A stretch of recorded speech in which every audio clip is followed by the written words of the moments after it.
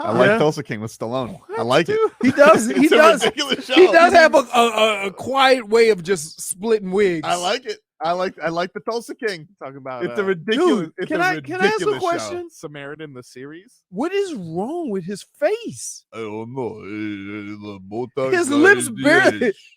He looks bloated. He's basically Tulsa King premise. He has been in prison for 25 years. He just got out, And they moved him to Tulsa and they moved him to Tulsa. That's his new area. The mob. They got no room for him in New York, so they moved him to Tulsa. There's nobody in Tulsa. Yeah. Tulsa. It's one spoiler alert, just to tell you how ridiculous this show But is. wait, first of all, look, there's another thing. There's no mob people in Tulsa. I don't know any black people from Tulsa either. And his sidekick. Oh, so you watched it? Yeah, you've seen. I watched the first episode. I'm watching. So I watched them all. His driver, right? Like he's done some boss stuff now. When the guy wouldn't buy some the car, yeah, and he went over there. You're not good enough. You're not good enough to buy a car from you. Yeah. Oh yeah. So, but like, how ridiculous is it? Like the first premise is like he goes into the weed dispensary and just takes 20% from the guy. Right. The guy's just like, okay. It's no repercussions, all, nothing. These things are run by the government. You can't just. He's like, who's protecting your cash? Guess what? It's me. I take 20%. And the guy just like doesn't resist. He goes, oh, okay. What? Yeah. Now he does end up helping later on down the 20% appears worth it. But I just felt like, man, that guy really gave up on that 20% pretty easily. But the guy didn't even have a gun. It's like the crazy thing about it is that nobody just automatically just gives up 20%. No way. You know, you might have to chop off a finger or something. Right. Right. He didn't even have to give physical. Like no resistance. The guy's just like, right. Okay. But the guy gave up 20% of his profit quicker than the guy was willing to sell a car. It was crazy. Right. It was harder for him to get a car and to get a driver's license than it was to get 20% of a weed dispensary from this guy. It's kind of how you do it, though. You just walk in there. But that's what I was telling when I was at Ohio, right? We were in Cleveland. They go, man, how can you get everywhere? I said, just walk. Like when you walk in there with confidence, they don't know no difference. They don't. They don't even check. Like I literally walked across midfield before anybody said, hey, who are you? Yeah. I didn't have any colors, no either team colors, no Browns gear, nothing. So they gave us these bands. Bands, you could go anywhere, right? So we were on the field before the game. So I started walking off, and Jason came to follow me. He goes, you can't do that. And he goes, hey, where are you going? I said, I don't know. I think I'm just going to walk across the field. Why not? Walked across the field. Just check it out. He goes, why? I said, because I can. and I said, and it makes me feel even better that you can't. All right, so Dolphins getting ready for the 49ers. Nick Bosa, by the way, he was named Defensive Player of the Month for the NFC. So guess what, Nick? It's December. It's over, dude. It's over, dude. So how do we, I mean, this game is going to be massive, but how are we feeling about if I had to give it to you, if you had to do it all over again, right? How many people you think would still stick with Herbert, and how many people would still stay with Tua? Like if I had to ask like 32 GMs about it, yeah. Because I'm going to tell you this, and I keep saying this. The thing that puts Tua in rarefied air is how quickly he gets rid of the ball and where he throws it. Nobody, dude, I'm telling you. I wish I would have, I had this conversation with Bernie. He said he was terrified of throwing the ball in the middle of the field. Tua does it like it's Tuesday. Let's hear from Kyle Shanahan, 49ers coach, on his impressions of what Tua has done so far in Mike McDaniel's offense. start accumulating the speed, guys like Hill and Mostert and all that. Did you kind of see that this is coming? And what's it like watching kind of your offense executed with all of that speed? How much does it jump out on? Oh, it's cool to watch. I mean, right when he got Tyreek, you knew how much that was going to help. I mean, just Tyreek's, there's a number of fast people in this league, and to me, he's different than everyone else probably ever. Just the physicality and speed he runs with. So just some of the things that they can do with him is cool to watch.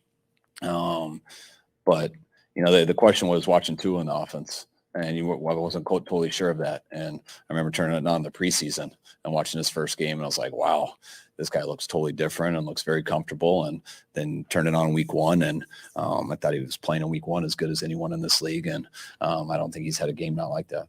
Uniquely good. Like, what's unique about it? The rhythm of his game, how quick he can get the ball off. He reminds me a lot of guy I was with earlier in my career, Matt Schaub. When that back foot hits, he knows where to look, and if someone's not there, he is hitching right to replace them and letting it rip. If that second one's not there, he's getting rid of it. There's they have so much speed that they blow the top off stuff, which gets some people open underneath. Tua is, to me, the reason that they're leading the league in explosives, because he knows how to hit people over the middle. It's rarely deep. It's usually running and hitting these guys on the move. And there's some really open space with all that speed. And then the quarterback who can drop it over linebackers, who's not worried about safeties, and is doing that part of his game as high as anyone I've seen right now. Man, I'm telling you, the throwing the ball in the middle of the field, if you want to know what separates Tua from a lot of other quarterbacks in the NFL, that sounds jelly. it's not. It doesn't. Dude, it's so difficult to be able to do that. You could do it every now and then, but I mean, a majority of his passes are in between numbers. Kind of strange they wanted a guy like Trey Lance, right? If that's his offense that he runs, why would they want a guy who's mobile, big arm, not very accurate? Like, I get all the things that would like jump off the page with Trey Lance, but like it got off to a rough start before his awful injury. It's kind of strange they would want a guy like him. Because I think it opens up a little bit more of the offense. I Right? got you. All right. Like, you're not doing RPOs with Jimmy Garoppolo. You're just not, right? But that opens up another facet of that offense. And you have Deebo Samuels and Kittles, and you have all these weapons on offense. If you had a quarterback that was just a little mobile, that makes all those other weapons even, that's going to give them opportunity, even much more separation. So I get why they did it. The problem is that you can never find the right guy, because there's a fine line between a guy who can move in the pocket and create space and a guy who's a running quarterback. Schmeeth and Schmolnick says, doesn't get more trash talk than comparing Tua to Matt Schaub. I know that's pretty bad. I didn't like was that part. What? Like But that part. I believe when they had Matt Schaub in Houston, I think he had like an amazing year. He did. Because I think Matt Schaub, look at it right now. Matt Schaub was also bald by the time he was 23. Matt Schaub, 2009, 47, almost 4,800 yards. Right. 4,800 yards. They were 9-7 that year, 29 touchdowns, 15 picks. The next year, decent 4,300 yards, 24-12. So I think. So here's the problem, though. It'll take 2 or 3 years to get that many turnovers. Oh yeah, no, that's not. happening. So technically, no, you're not even close. But he did qualify it by saying this: the timing in which he throws it, or where he knows what to do, or how to do it. That's the part that is similar to Matt Schaub. Matt Schaub was a very quick decision maker, and that's what he was pointing out, that Tua is very accurate with where he's throwing the ball. And when you hear coaches talk about throwing the ball in the middle of the field, they all sound terrified. Well, that's the thing that I think everybody with this offense, like if you have that talent that they can get out of you, like Schaub had his best year with these guys. Matt Ryan had the MVP season with these guys. Jimmy Garoppolo got into the Super Bowl. And so Tua, honestly, his pedigree is a lot better than all of those guys. And he looks like one of the best quarterbacks on the planet right now. Yep. I would say, believe it or not, this is a big week to run the football. Sounds like Mostert's going to be healthy for this game, by the way, Because he was out last week. It doesn't matter. Like I would still use. Oh, Jeff's going to be the starter. Right. Jeff's going to be the starter, but they Right. you know, listen, Miles Gaskin, I've had my fill. Here's what I would say. It's when you have two guys that go up the field, right? And they want to get after your quarterback. And they're probably telling them, get your hands on Tua. We're going to do whatever we can to get your hands on Tua. So if they do all that to try to shorten the time that Tua has to throw the ball or make him make bad decisions or bat balls down, just run it. Because that effort to get upfield creates seams, right? I watch it every week with the Browns. You got two outside pass rushers, get up the field, no pressure up the middle, get gashed. So I can't wait to see. I can't wait to see what the game plan is. I know for every Deebo Samuel reverse that Tyreek Hill or Jalen Waddle's going to do the same thing. So you're going to be looking at two teams that are very similar in what they do offensively. But I would venture to say that on the outside, the advantage is with the Dolphins offensively, but on the inside, they have a better tight end, which is crazy because I don't know how comfortable Jimmy Garoppolo is throwing the ball in the middle of the field. Thanks to Kevin Holland for joining the show. Yeah, thanks. It was a great treat. It was. Yeah. But am I the only one that interview felt like it was 27 minutes? You were uncomfortable. No, I felt it was a short interview. He wasn't very talkative other than cursing. Yeah, like it was quick. I didn't feel the need to drag it out anymore. Yeah, it was good enough. We got what we you wanted. did try to suck out another cuss word out of him, no? Well, it was just that was the most interesting part is he told us he didn't run his Twitter account. I found that weird. I find that weird. I find it weird when athletes don't run their social media. A lot of people don't. I think that's weird. Don't do that. I've seen where athletes have gotten like if they fired a PR staff before, they're locked out of their accounts. Like I think it's a stupid thing to do. I feel like you should run your accounts. I don't mind having someone help you with your account. I do mind if that person who's helping you with your account chooses an affiliation for you. I don't believe him. I think he's lying. Oh, I think he's being a troll. Seem pretty adamant. Nope. Don't believe him. Anyway, listen, you don't accidentally become a Dallas Cowboys fan. It's a weird thing to post Right. Odell Beckham in a Cowboys jersey, and you're not a Cowboys fan. He's being a troll. Anyway, we'll talk to Wonderboy Thompson next hour. He won't curse. He's the nicest man alive. You know what? I think I'm going for Wonder Boy now. Really? I think so. Wow, you're like Robbie would do the same thing. Yeah. You know, if he had to hit the dump button, that meant he'd root against you. Mhm. First of all, Robbie would be hyperventilating. Yeah, oh my God. Like because any type of Each one excitement, was a shock to the heart. right? What? Any type of excitement, Robbie just gets like over like, oh. I just want to point out though, it is 12:47 p.m. and Tony Brothers has yet to answer for his crimes. Wait, isn't Al Horford 40? Yeah. He just signed a 2-year extension. Yeah, easy to do when you don't foul ever, apparently. Yeah. He's just cruising along, gets to play by whatever rules he wants. 40-year-old Al. Gets to do whatever he wants out there. Willy-nilly. Willy-nilly. I saw Barry Jackson just tweet out the Heat still anticipating that Jimmy Butler will be joining the team today, so he should be able to play tomorrow. Think about this.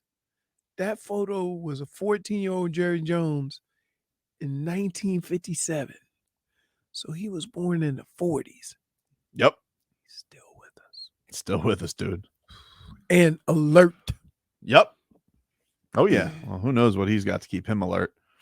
Probably everything. That's what he's got going on there. Hey. I mean, he is friends with my man from Indy? From Indy. I don't know. Is Jerry Jones the new Al Davis? Is he the new Al Davis? No, I think actually his son, Mark Davis, is the new Al Davis because Mark Davis seems like he always goes against the owners. Okay. Well, so Jerry Jones used to do that too, though. And then who told who don't F with me? Did Kraft tell Jones or did Jones tell Kraft? I forget which way it went, but they fought at the last one. I think it was I think Jerry Jones told Robert Kraft, don't F with me. because they were arguing over Goodell's payment. Indeed. Right. Don't if with me. Because Jerry Jones doesn't want. He doesn't want it. He wants his pay to be incentive based, not guaranteed. But at some point, don't you top out? And it's hard to get paid on the incentive base? I guess. Right. I don't know. Goodell seems like he keeps rolling in it. I feel like if I was Goodell, there'd be a point where like there's got to be like an end point where I'd be like, you know what? Tired of being hated by everybody. I made $1 gazillion. I'm out. No. And just leave it to somebody else. You just want that job forever? Because think about it. Let's be realistic. He only really has to come up front. Whoa, good job. He only really has to be out there for the owners' meetings, The the draft. Super Bowl, and the draft. Right? And he takes trips and deals with all the other stuff. And a lot of the stuff throughout the league, he don't even deal with. There's people for that. Hmm. So why wouldn't you? You go on meetings, you set up deals, you do all that stuff, but you are selling or trying to make money for one of the best organizations in the world. So how hard could it be? I So don't you know. got to take a little heat every now and then. So what? One boo. Remember when he did the draft from his basement during the pandemic? And somebody booed him at home? Boo! That was the Tua draft. Yeah. Remember Tua got drafted in his living room. Yeah, because they didn't have They didn't have it here. Right. It was all via Zoom. Probably because we got Tua, but that was one of my favorite drafts. Oh, it was a great I night. liked it. No, let me tell you. It wasn't a stupid. It was a stupid draft because of this guy right here. Why? Because we had to watch for 2 or 3 years. You spoil every pick, and you do it. Because I'm not going And to you sit. don't. And you don't. It's not that he tells you who Okay. it is. But can I explain myself? But when Tua got drafted, all you could hear in the background was. I don't sound like that. Yes. Yes. That's what you did. I was excited. And the other thing was we were doing it all together, but everybody didn't have their TVs on the same because some people were streaming and some people had Xfinity and some had DirecTV. I'm not dealing with this. I'm not going to sit here. What if my TV's late? Amber Wilson was like 40 minutes behind us. I'm like, you know what? Screw it. I'm going to go look on Twitter. And I found out that he got picked. I was excited. And he's the best now. You know Just what? happy he's agreeing to. I think we need to Spoiling. establish, right? What is the time frame for these guys to develop? Because, like, I think when you go into a situation with unreasonable expectations, then you're very easily or very ready to move on. And the teams that have just been patient with their guy have gotten more results out of that guy they drafted really high. I mean, you got Baker, you won a playoff game. He wasn't the guy, so you moved on. But you did. Well, like with the Jets, do you think the Jets are rats off a ship on Wilson? They're done. Yeah, it's over. Like, do you, because he isn't really. But here's the problem. He was hurt in his second year. Here's the problem with that situation. How he needs to develop more. And they threw him in the fire to try to get him through that. They end up being a lot better than anybody thought they were going to be. And so now you're in a situation where, okay, even though we want to develop our quarterback, we can't but I think waste this year. I think the thing that also hurts him is that he's not very accountable, and his teammates got Oh, no. annoyed with that. I'm talking about the player only, not the jackass that is the person. Yeah, well, but don't you think it buys It you? plays into It it. buys you something. If he handled situations better, his team would have rallied behind him. Right. The problem is he's alienating his team, which makes it even more difficult for the coach to leave you in there. I was somebody tagged me on this this interview from it was the CBS reporter for last week. She was doing a podcast and she was saying she was giving some more of the goods on McCochin. Apparently he didn't only give the 700 highlight reel play to Tua. He was giving them out like Christmas cards to everybody. He says, look how good Tua is in the organization. Wow. Highlight cuts, everybody. Wait, you get a highlight reel. You get a highlight reel. See how awesome Tua is. Oh, okay. So he was giving out Tua's highlight reel. Yes. Okay. Here or in San Francisco? No, when he got the job here. Yeah. Oh, okay. So he's giving it out throughout the building. Look how good this guy is. And Mm. also, I heard one anecdote she said that Tua, apparently, like one of the things Mike McDaniel is impressed by, he has a superpower of deceiving and moving the defense with his eyes. And he was apparently, this is according to her, she said, he was told last year, Tua was told, don't do that. Don't do that. And Mike McDaniel comes here and goes, but this is a superpower. That's not a quote, Wait, but like he hold basically on, said, like, hold on. hey, Oh, no. that's that you like, I love when you tell a story yeah. and you have people saying the exact thing that you would say, but not necessarily what they actually said. I'll get the clip. No, but I don't want to misquote. I don't want to no, he's not saying that's a superpower. That's what you said. kind of, but that's kind of what she said. So he agreed with you. Worried about the offense. It was more the defense that he actually spent time with. Then he got around to looking at this offensive line that obviously was much maligned, and he got around to looking at Tua. And he's looking at Tua, he's seeing all these nuanced things that he just can't believe weren't taken advantage of. And I'll give you an example of one. Mike McDaniel told us that he thinks that Tua is better at visually moving defenders than perhaps anybody he's ever been around. That was something that Tua was legitimately discouraged from doing a year ago, the previous coaches that were with him. So Mike McDaniel sees this on film. Exactly. So Mike thinks that this is a gift. That's what he called it. He said, this is a gift, the way that he's able to do this. But a year ago, Tua was working with a staff that didn't necessarily see that as a gift or view that as an asset. And think about this, Lindsay. We've all... How about that? That's courtesy of the NFL Road Show with Lindsay Rhodes. Here's what I would say. It was gift, by the way, not superpower. Sorry. Still. Kind of For deception. Ah, it's a little bit of embellishment. So here's what I would say. I have never met a quarterback that was told not to look a safety off. I promise you, from the beginner quarterback to the seasoned veteran, you have to manipulate the defense. You think it's a whopper then? What? What's she saying? Or do you believe her? No, I believe that the idiots told Tua not to do it because maybe he was taking too long to throw the football and they didn't want to add one more task I got you. to it. I got you. So there was a method behind it. But then you're asking the quarterback to stare down the receiver? Like, what are you doing? I was screwed. It was like now, but like we see where Tua is now, just with support, just when being able to go out and relax and play. How many other quarterbacks have been in this situation, right? Because like I know for a fact this is not uncommon, and we just automatically go to the player and say the player's garbage. What happened? Just laughing at Schmeath and being a jerk. Why would he give out the DVD highlights in San Francisco, you idiot? Wow. He's very mean. Because hold on. Witcher. I was going to give a minus one for hold on. sass. No. I got this. First of all, jackass. One of the reasons why I did that is because Mike McDaniel has always talked about how big a fan he was of Tua. And he, during the draft, how much he liked Tua.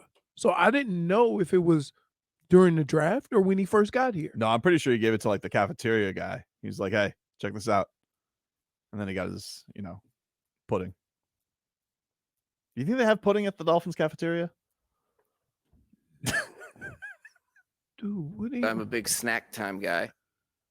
You got a snack back? Last time I heard the word pudding was in Suicide Squad with what's her Harley name? Quinn? Harley Quinn.